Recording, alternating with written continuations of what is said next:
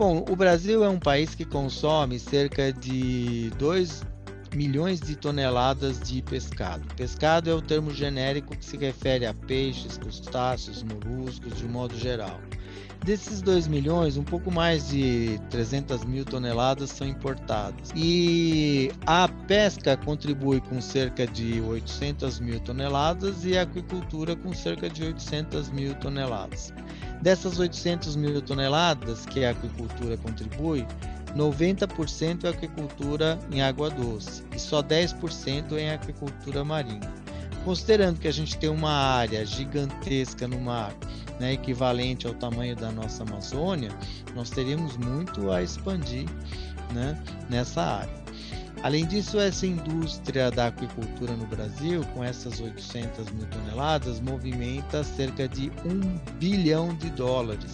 Então, é uma indústria já bastante significativa, bastante grande, né? E que realmente ela gera renda, gera riqueza.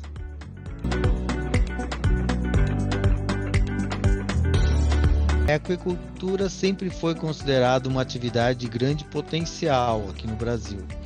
E nós tínhamos na Unesp, quando o centro foi criado, isso foi na década de 1980, nós tínhamos a maior parte dos principais especialistas na atividade estavam na Unesp. Então foi criado um centro específico, tanto para a formação de pessoal, nós formamos cerca de 400 doutores, como para desenvolver pesquisas nessa linha. O Centro de Aquicultura da Unesp, ele tem várias linhas de pesquisa, tanto em água doce como marinhas. Se a gente pensar na área marinha, nós temos pesquisas com ostras, com mexilhões e com algas, principalmente com algas e macroalgas. E na água doce nós temos pesquisas com camarões de água doce, com peixes e com rãs. O CAUNEF se destaca por desenvolver sistemas de produção e análises de sustentabilidade. Também tem uma linha importante na área de nutrição e também a parte da biologia dos organismos aquáticos, envolvendo genética, reprodução, fisiologia. E existe também uma parte de sanidade, que seria aquelas linhas de pesquisa voltadas para a identificação e desenvolvimento de protocolos de tratamento e manejo de parasitoses e doenças.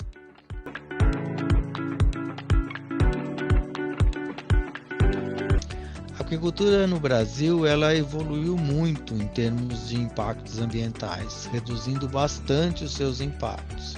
Mas ainda há um caminho a percorrer, a gente ainda precisaria melhorar uma série de técnicas de manejo para reduzir ainda mais os impactos ambientais. Isso ainda é possível.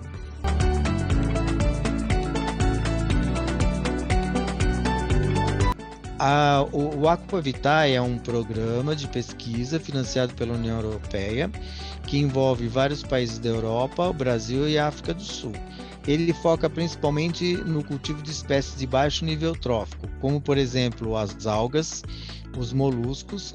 Os moluscos são filtradores e as algas absorvem nutrientes, né? Então, as algas estão no primeiro nível trófico, os moluscos estariam no segundo, e nós temos vários peixes também que ocupariam esse segundo nível trófico. Então, são essas espécies de baixo nível trófico, elas causam um menor impacto na sua produção, e necessitam ou não necessitam de alimentos externos, como por exemplo os moluscos e as algas, ou utilizam alimentos baratos e simples de serem produzidos.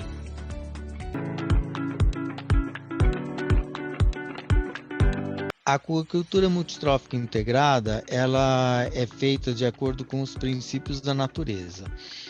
A gente coloca organismos de diferentes níveis tróficos, de modo que o que é subproduto para um serve de alimento para outros. Então, a gente tem uma engenharia biológica de tal modo que eu consigo maximizar a produção com o mínimo de entrada de insumos.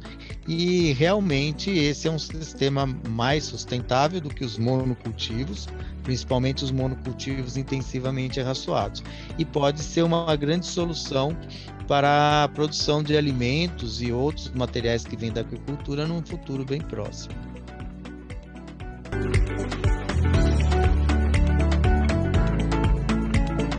Nós temos uma área de aproximadamente 3,5 milhões de quilômetros quadrados no mar. Se a gente pensar que o país tem 8,5 milhões de metros quadrados, hoje nós temos quase que metade da área em terra nós temos em área de mar.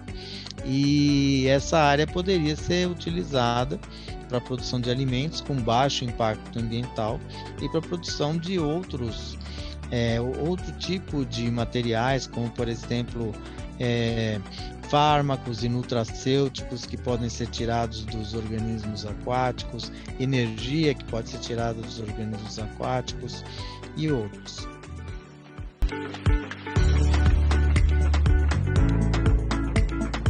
O documentário, eu acho que ele presta um ótimo serviço, porque ele chama atenção para um impacto muito grande, tanto social como ambiental, causado pela pesca. Mas ele, como um documentário, como uma peça que visa ser assistida, né, pelo público, ela tem que atrair a atenção do público. E também precisa passar as informações num curto espaço de tempo. Então ele contém alguns erros conceituais inclusive, e alguns erros numéricos também. Por exemplo, ele coloca a aquicultura como sendo o cultivo de salmão. Então o cultivo de salmões, que é esse peixe que a gente consome muito importado do Chile, ele realmente causa um impacto significativo no ambiente, ele realmente utiliza cerca de 1,2 quilos de peixe para cada peixe produzido. Mas essa é uma fração muito pequena da aquicultura. O cultivo de salmões não dá nem... Acho que deve estar dando uns 2% da agricultura mundial. A maior parte dos sistemas de produção aquícola do mundo são realizados em água doce e utilizam as carpas, que são peixes de baixo nível trófico.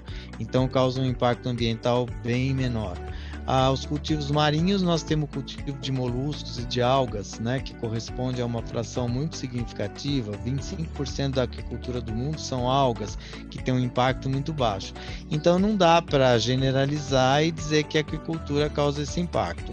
Com relação à pesca, várias das denúncias são verdadeiras, a gente precisa ter atenção nelas realmente, né? Quanto às certificações também, nem sempre as certificadoras conseguem controlar o que os seus certificados estão fazendo, e o filme denuncia isso de uma forma até contundente, mas existe algum exagero naquilo que é apresentado, né? Alguns dados são desatualizados. Ele utiliza alguns dados do começo do nosso século, de 2005, 2004, e houve uma evolução nas artes de pesca, nos mecanismos de pesca, no sentido de impactar menos o meio ambiente. Mas, de qualquer forma, eu acho que esse documentário é excelente, porque chama a atenção, ele consegue chamar a atenção para um problema que realmente existe.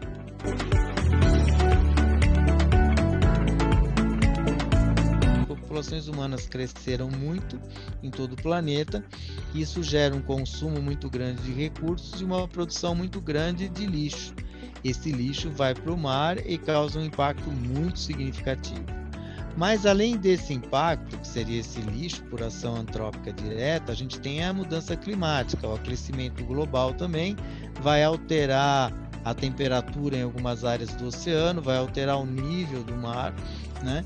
E o CO2 também pode alterar o pH da água, né? E as reservas alcalinas da água do mar. Então, é uma outra forma de impactar os oceanos. A própria pesca gera um impacto razoável nos oceanos. Então, nós temos um conjunto de fatores que impactam os oceanos, e é muito difícil a gente dizer qual é o maior, o mais importante, né? Os plásticos realmente são bastante importantes, como vem sendo muito falado, mas todos esses que eu mencionei são ameaças bastante sérias. e eles decorrem desse modelo econômico consumista que a gente vive.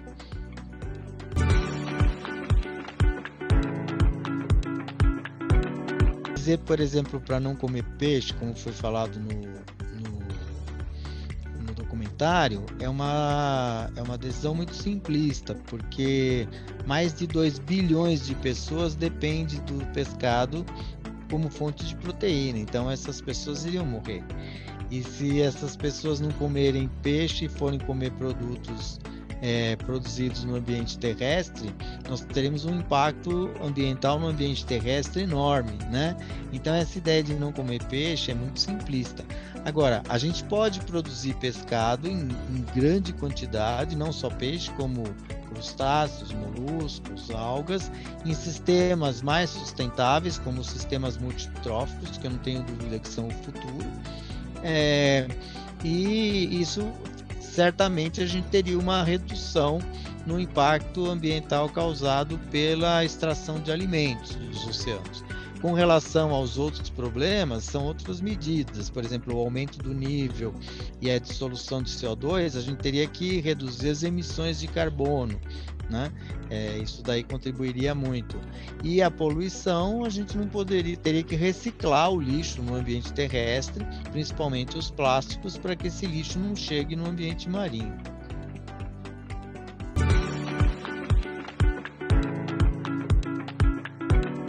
Os biólogos têm um papel fundamental para a sustentabilidade e conservação dos oceanos. Além da parte da educação ambiental, que é extremamente importante para que as populações passem a entender que a vida delas depende do mar, mesmo que você esteja distante do mar, né? Seria uma educação para o oceano. Isso é uma atividade que os biólogos podem fazer muito bem. Além disso, os biólogos precisam desenvolver e implantar sistemas de produção mais sustentáveis.